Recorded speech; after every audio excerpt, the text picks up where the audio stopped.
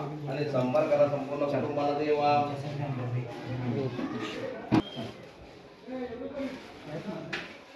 हे एखादं त्याच्यात तरी टाकून हा जय मला धनश्री जावा दर्शनासाठी जावा चालले आहे. हो कुटुंबाला